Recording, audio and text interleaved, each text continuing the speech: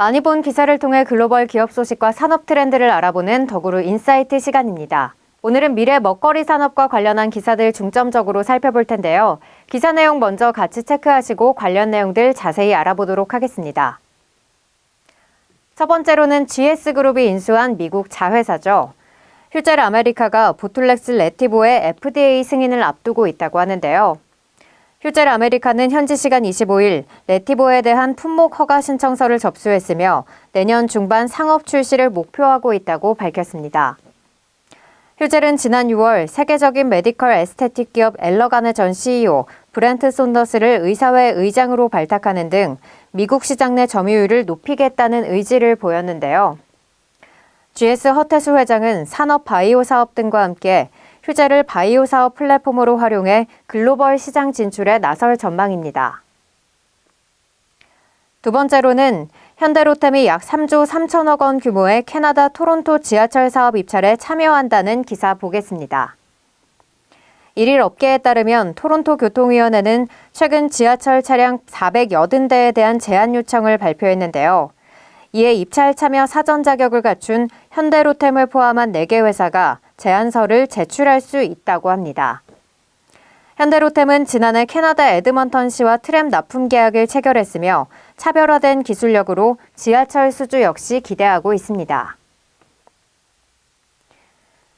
마지막으로는 삼성중공업이 해양 플랜트 사업과 관련해 나이지리아에 추가 투자를 검토한다는 소식인데요.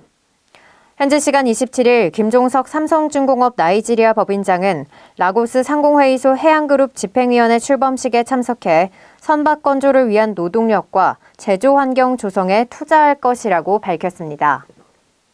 이러한 배경은 삼성중공업이 2조 4천억 원 규모의 나이지리아 해양 플랜트 사업 수주에 박차를 가하기 위해서인데요. 이 사업은 본가 프로젝트로 쉘과 나이지리아 정부가 합작해 대규모 해상 유전을 개발하는 사업이며 일일 피크 생산량이 15만 배럴로 예상된다고 합니다. 여기까지 오늘 살펴볼 내용들 짚어봤고요. 더 자세한 기사 내용은 더구루 홈페이지를 통해서 확인하실 수 있습니다. 네, 기사 속 내용 더 심층적으로 알아보기 위해서 이야기 나눠봐야겠죠. 김병용 더구루 편집국 수석 에디터 모셨습니다. 안녕하세요. 네, 안녕하세요. 네, GS 이야기부터 해볼 건데 이 GS가 기존에는 이 에너지와 유통 사업에 집중을 했다면 이제 바이오 산업을 또 인수를 했는데 이게 굉장히 이례적이라고 하거든요. 네, 이 휴젤을 바이오 사업 플랫폼으로 활용한다. 이렇게 이제 기사에서 언급이 되어 있는데 이거 어떤 의미로 좀 볼 수 있을까요?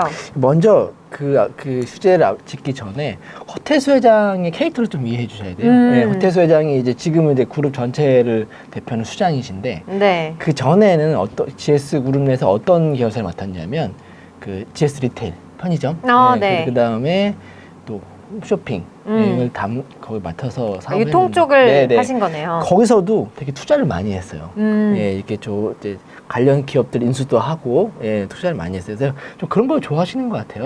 예, 그래서 그룹 수장이 되고 나서도 지금 GS 그룹의 주요 거의 절반 정도가 정유화학 쪽에 돼 있고 뭐 나머지 한 부분이 이제 유통, 건설 이렇게 나눠져 있는데 근데 정유 사업이 현금 창출력은 좋은데 이게 너무 불안정하거든요. 유가에 따라서.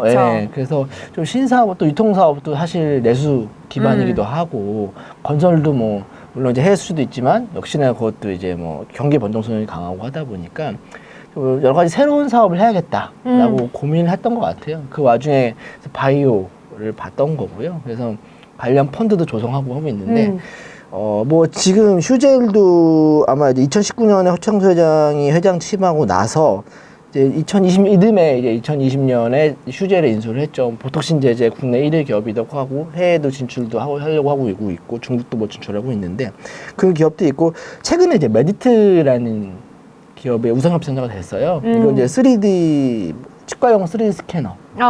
그거 인수하는 기업인데 또 그거 말고도 또 싱가포르 백신 회사 RVAC에도 투자를 했고 또 그다음에 국내 알츠하이머 치료제 개발해서 바이오캐스트라 투자를 해서 보면 크게 바이오 투자에서 두 가지 트랙으로 가는 것 같아요.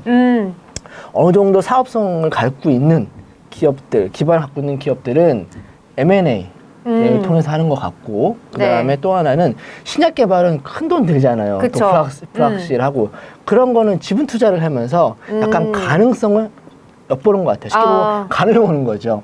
예, 네. 이 두 가지 형태로 바이오 산업 육성 전략을 가진 것 같고요. 네. 그런 차원에서 휴젤은 어느 정도 사업성이 확보된 상태. 이걸 가지고 이제 뭐 사업 플랫폼 한다는 형태는 이 갖고 있는 이제 휴젤의 장점을 가지고 해외 진출을 하겠다. 그리고 관련 사업들도 또 묶을 수도 있는 거고요. 예, 네. 그런 차원을 봤으면 될 것 같고요. 그래서 이제 앞으로 이제 허창수 회장이 이제 GS그룹을 이끄는 동안은 이런 바이오 관련 기업들의 지분 투자와 인수가 꾸준히 이루어질 것이다. 예. 뭐 현금도 아직은 짱짱해요. 네. 그래서 하지 않을까 이렇게 보시면 될 것 같습니다. 네. 네, 기존 사업에서 나아가서 이제 좀 신사업, 성장 동력을 위해서 바이오에 투자를 하기 시작했고, 네. 이제 이 두 가지로 보자면은 M&A나 지분 투자를 통해서 지금 이렇게 바이오 사업 전략을 꾸리고 있다. 이렇게 말씀을 해주셨습니다. 그 다음에 이제 현대로템 관련한 이제 이슈도 봐야 될 텐데, 사실 현대로템이 요즘에는 방산 이슈로 굉장히 네. 핫했었어요. 그렇죠. 네, 네, 네. 근데 이제 오랜만에 좀 전동차 관련 네. 기사가 나오게 됐는데, 네. 지금 입찰에 참여하는 곳이 현대로템, 그리고 프랑스의 알스톰, 알스톰, 네. 네. 그리고 또 중국이랑 일본 기업들이 이제 참여를 한다고 하는데, 네. 현대로템이 수주할 가능성이 높은 건가요?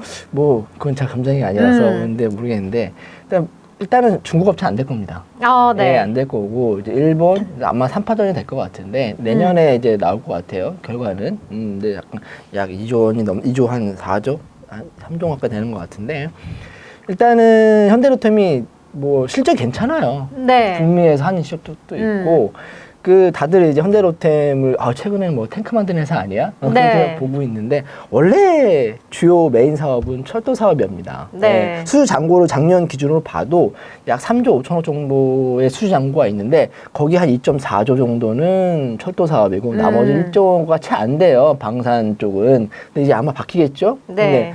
근데 최근에 철도 사업을 보면 지금 현대로템을 보면 국내에서는 거의 접다시피 했습니다. 원래 부동의 1위였는데 네. 최근 3년 전부터 우진산진, 우진산전이 들어오면서 입찰 방식이 최저가로 들어왔거든요. 근데 우진산전이 중고업체들이랑 갖고 와서 사실상 OEM을 해가지고 국내에서 자기네 상표 붙여서 파는 형식이거든요. 그러니까 현대로템은 상대가 안 돼요. 가격 경쟁성에서 그렇죠. 밀리는 거네요. 그래서 점유율이 이제 3으로 떨어졌습니다. 예, 사실상 꼴찌인데, 그래서 국내보다는 이제 국외로 눈을 돌려가지고, 뭐 최근에도 대만서 수주를 했지만, 네. 지금 북미나 이집트, 호주, 탄자니아, 캐나다 쪽도 쭉 하고 있고요. 그 현대로템이 해외 나가면서 전략을 바꿨어요. 네. 그래서 일단은 그 현재에 맞는 전동차들을 만들고 있어요. 그래서 대표적인 게 이제 그 실내 레이아웃을 최적화해가지고 실내 공간을 넓히고 또 LED도 달고 그 다음에 또 이제 실내 적정 온도 시스템 이런 것도 탑재하고 또 거기에 이제 휠체어 접근성 높였고 그래서 되게 편의성을 높였습니다. 또 국내 차들이 편의상 되게 좋잖아요. 그거와 똑같은 전략인 거죠. 그래서 가격은 상대적으로 좀 저렴한데 그렇다고 중국처럼 싸진 않지만 중국보다는 제품력이 높고 또 알스톰이나 외국 업체들보다는 이제 편의성이 높은 제품을 추가할 수 있는 옵션들이 많아지는 그래서 거네요. 아마 이 전략을 가지고 이번 캐나다 사업도 들어갈 것이고요. 아마 지으면 일정 부분 현지 공장을 대부분 짓거든요. 그런 형태로 갈 거고 그래서 아직은 뚜껑은 열어 이제 막 시작이니까. 근데 현대로템이 전혀 밀릴 이유는 없다라고 보실 것 같고 이제 현대로템은 이제 국내보다는 해외 전동차 철도 사업에 관심이 많습니다. 그리고 전문가 아니에요 아직은. 캐나다에서 이제 트램도 계약을 했었다고 하는데 앞으로 이제 기사가 나오는 걸 또 지켜봐야 될 것 같네요. 체코도 남아 있고요. 아직 되게 많이 아직 남아 있으니까 그런 것들을 꾸준히 사업을 해외에서 모색하고 있는 걸로 알고 있습니다. 네, 이렇게 해서 현대로템 전동차 사업을 정리를 해주셨고요. 이제 다음으로는 이제 이 어떤 거였죠? 삼성중공업 관련한 이제 이슈를 봐야 될 텐데 여기 이제 기사에서 나와 있는 이 본가 프로젝트 여기에서 보면은 이 FPSO 말이 이렇게 어려워요. 어려운데 이게 뭐 2년 연기됐다 이런 말이 있거든요. 이게 왜 이렇게 좀 뒤로 밀려나게 된 건가요? 일단 FPSO라는 게 쉽게 얘기하면 이제 부유식 뭐 원래 용어는 부유식 원유 생산 저장 하역 설비. 되게 어려워요. 쉽게 네. 얘기하면 저 바다 위에 가스전 그거 짓는 거예요. 네, 바다 위에 석유 공장, 정유 공장을 짓는 겁니다. 네. 예, 그래서 밑에 부분은 배 모양이고 윗 부분은 이제 정유 공장 같은 그런 건데, 그래서 보통 이제 밑에 부분을 이제 국내 조선업체들이 많이 만들죠. 근데 이제 나이지리아의 좀 특성을 이해해 주시면 될 것 같아요. 일단 본가 네. 프로젝트 한 거 보면 이제 나이지리아 서부해안 쪽, 아프리카 서부해안에 있는 건데,